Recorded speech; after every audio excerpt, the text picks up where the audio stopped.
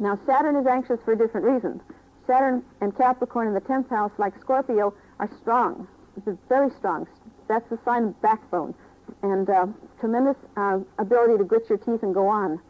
But they still carry that theme of anxiety because they represent the world, the whole power of the world massed against us, the reality of the world that limits what we can do, that may sit on us, may take away what we want, may make us do what we don't want to do.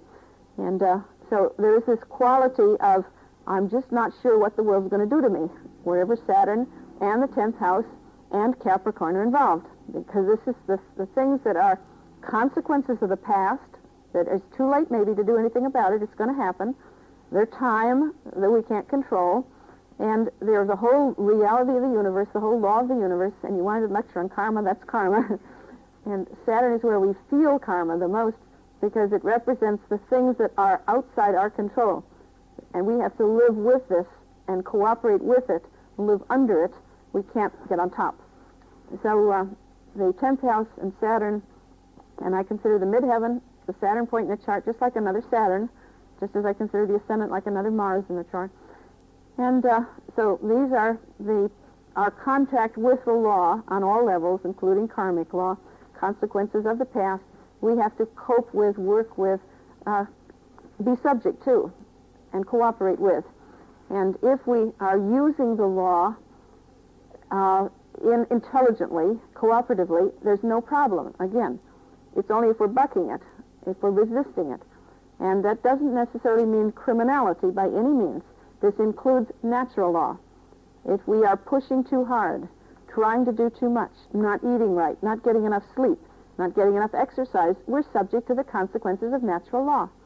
If we are, for instance, not sitting straight and letting our backbone turn into a corkscrew, that's Saturn again, and eventually we'll have posture problems and we'll have backaches. And so the consequences of our actions come back to us from Saturn, which represents law and consequences. If we didn't have this in the world, we'd be in very serious problems. We'd be in a state of chaos because we wouldn't know what to expect next.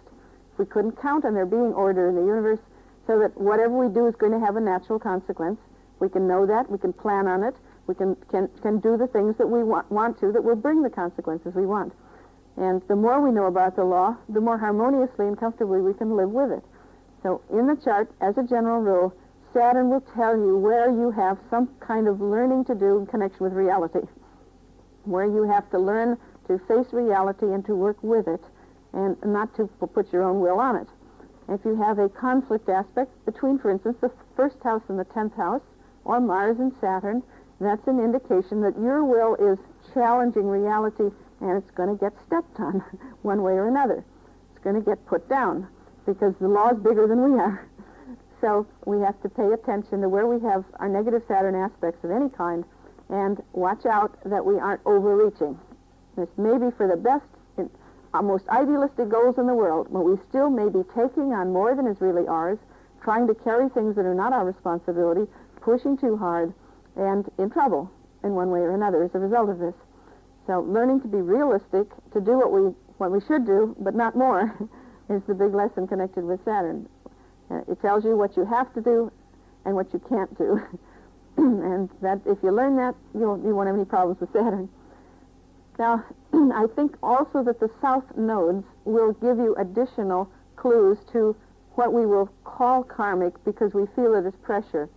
In a sense, the word karma just means cause and effect, and anything that happens is karmic because it's an outgrowth of what's gone before. It's a result of the world being the way it is and what's been done in it.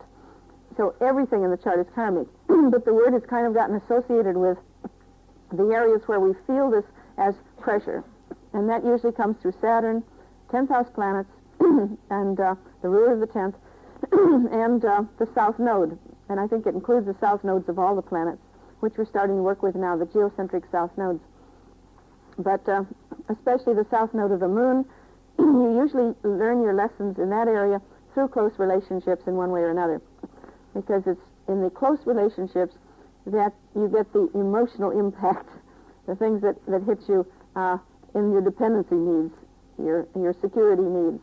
And as a general rule, I find the nodes aspected when people go into a new relationship, like marrying, or out of one, like divorcing, having a trial, whatever. they have aspects to the nodes of the moon as a general rule in their progress chart in the day for year system.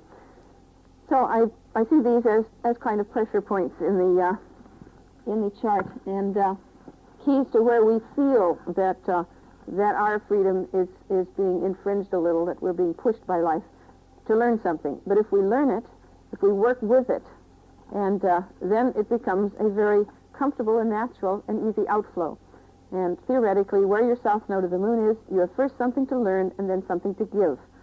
And if you can learn it and then give it to the world, the consequences of what you've learned, then it can be just as beautiful as anything in the chart.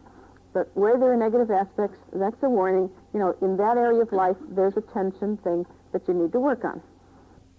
Not always, generally, but very frequently there will be role reversals, and the 4th will be the father and the 10th will be the mother, or one parent will be playing both roles. And where the ruler of the 4th is in the 10th, or the ruler of the 10th is in the 4th, you will often find that one parent playing both roles to some extent. And that may be because one parent is weak, or one parent is away some of the time on business, or actually taken out of the picture through death or divorce, that one parent is left playing both roles. And I'm never positive that the 4th is the mother or the 10th is the father unless I talk to the person about how they saw the parents and make sure that that's right. But more often that way than otherwise. But anytime I find the moon or Cancer in the 10th, or Saturn or Capricorn in the 4th, I suspect that the houses have been reversed, and that the mother is in the 10th and the father in the 4th. Okay, now we have a rectified chart.